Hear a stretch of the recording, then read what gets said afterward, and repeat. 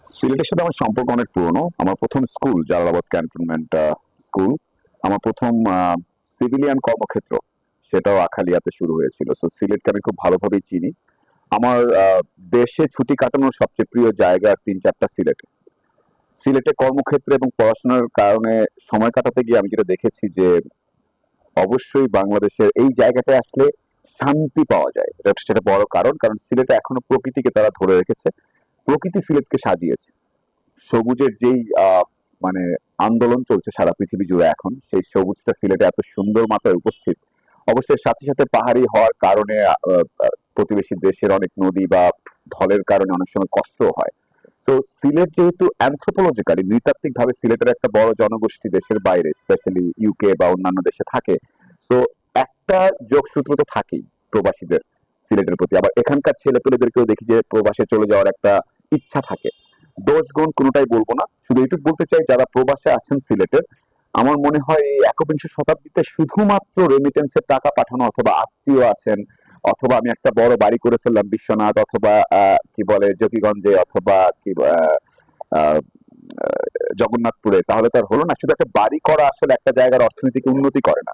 So সিলেটকে ঘিরে যদি tourism, eco ট্যুরিজমের একটা বিশাল বিনিয়োগ আসতে পারে। আপনারা যারা দেশের বাইরে আছেন, ইউকে, লন্ডন, বিভিন্ন জায়গায়, বার্মিংহাম অথবা নিউ ইয়র্ক, আপনারা তো দেখেছেন যে প্রকৃতিকে ঘিরে কি দারুণ পর্যটন কিন্তু গড়ে ওঠে। সিলেটে একটা আন্তর্জাতিক এয়ারপোর্ট আছে, বিমানবন্দর আছে। সো এমন কিছু করেন ট্যুরিজম খাতে ইনভেস্টমেন্ট। একটা অনুরোধ থাকবে যে নিজের বাড়িটা সুন্দর হোক, ভিক্টোরিয়ান স্টাইলে হোক, বাট সিলেটের পাহাড়ে টিলাতে যাতে এমন দারুণ দারুণ জায়গা থাকে, সরাসরি আইডার হয়তো হেলিকপ্টারে আসা যায়, অথবা সুন্দর প্রাইভেট ভেহিকেল নিয়ে আসা যায়। সো সিলেটের ট্যুরিজমে বলবো যে ইকো ট্যুরিজমকে যদি একটু প্রাধান্য দেওয়া হয়, যেমন আমি নেপালে, শ্রীলঙ্কায় দেখেছি যেখানে একটু উঁচু জায়গা, পাহাড়ি জায়গা, ইভেন সুইডেন, অনেক জায়গায় এত সুন্দর করে নীরবতাকে কিন্তু এবং প্রকৃতিকে কিন্তু কমার্শিয়ালাইজ করা যায়। শুনতে খারাপ শোনালেও সেই জায়গায় একটা ইনভেস্টমেন্ট চাই। সিলেটের আশেপাশে অনেক এক্সপোর্ট প্রসেসিং জোন হচ্ছে, সেখানে আপনারা যারা বাইরে আছেন তারা ইনভেস্ট করতে পারেন, সেই একটা অনুরোধ থাকবে। কারণ এখনো সিলেটের বাতাস, এখনো সিলেটের আকাশ অনেক নীল, বাতাস অনেক পরিষ্কার। সেটাকে যদি আর একটু কিছু করা যায়। আর আমি বলবো প্রবাসীদের প্রতি, অবশ্যই প্রাকৃতিক সম্পদে ভরপুর, ফসিল ফুয়েলের একটা বড় ডিপোজিট সিলেটে আছে। যদিও ফসিল ফুয়েল থেকে ট্রানজিট করছে, সো আরো ক্লিনার এনার্জির একটা অ্যাম্বাসেডর সিলেট হতে পারে। সেই জায়গাটা হচ্ছে আমার একটা অনুরোধ দেশের যারা সিলেটের বৃত্তশালী আছেন বা প্রবাসীরা আছেন।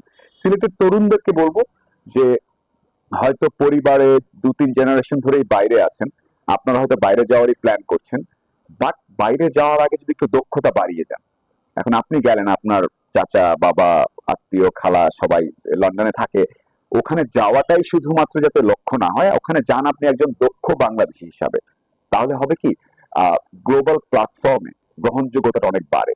সো শুধুমাত্র আহ, আহ, মামা, চাচা বা দাদা বা বাবার উপর নির্ভর না করে নিজের পরিচয় যদি আরেকটু শক্ত হয় যে আমি অমুক, আমার এই যোগ্যতা, তারপর আপনি বাকি আপনার যে আত্মীয় স্বজনরা বাইরে আছেন বা বিভিন্ন যে সুযোগ সুবিধা আছে সেটা যদি করেন। আমি আজকে এসেছিলাম একটা শিক্ষা মেলাতে, সেখানে প্রায় 300-400 বিদেশি ইউনিভার্সিটি, দেশের ইউনিভার্সিটির লোকজন ছিলেন। আগ্রহ দেখে আমি খুশি হয়েছি সিলেটের ছেলে মেয়েদের যে অনেকেই। তো তাও বলবো যে ভাষা, কম্পিউটারের দক্ষতা, একটু দেশ এবং দেশের আশেপাশের অর্থনীতির কিছু ব্যাপার স্যাপার বোঝা, সোশ্যাল ডাইনামিক্সটা বোঝা, তাহলে আপনি নিজেকে দেখবেন যে বলতে পারবেন যে আমি একজন সুনাগরিক, শুধু সিলেটের না, বৈশ্বিক নাগরিক। এবং সিলেটের স্কোপটা কিন্তু আছে। আপনাদের আত্মীয় স্বজন আসছে বিভিন্ন দেশ থেকে বেড়াতে, ছুটি কাটাতে, বিয়েতে, তার সাথে কথা বলে তার কাপড় চোপড়, কথাবার্তা, চুলের কাজ সবকিছুতে আপনি একটা গ্লোবাল স্ট্যান্ডার্ড দেখতেই পাচ্ছেন। কারণ আপনারা খুব অন্য হয়তো সিনেমাতে দেখছে, বাট আপনি সরাসরি দেখতে পাচ্ছেন। তো এই জায়গাটাকে যদি আরেকটু ম্যাক্সিমাইজ করা যায়। তো সর্বশেষ আমি বলবো, পড়াশোনা যেহেতু এই শহরে শুরু করেছি, এই শহরে যেহেতু কর্মক্ষেত্র আমার শুরু হয়েছে, এই শহরে যেহেতু ছুটি কাটাতে আসি, খুব মানে প্রায়ই ছুটি কাটাতে আসি, এই শহরের প্রতি একটা খুবই দারুণ ভালোবাসা কাজ করে। আমি সিলেটে মারতামও পারি।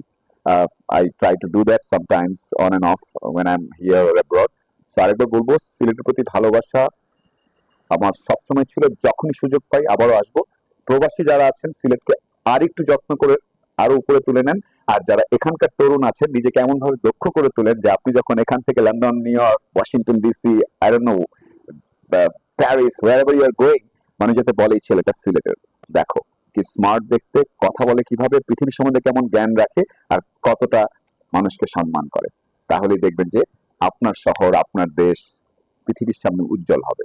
আর আমাদের সেটাই জীবনের লক্ষ্য, যেখানে জন্মেছি সেই জায়গার উজ্জ্বলতা যাতে বাড়াতে পারি মৃত্যুর আগে। ধন্যবাদ।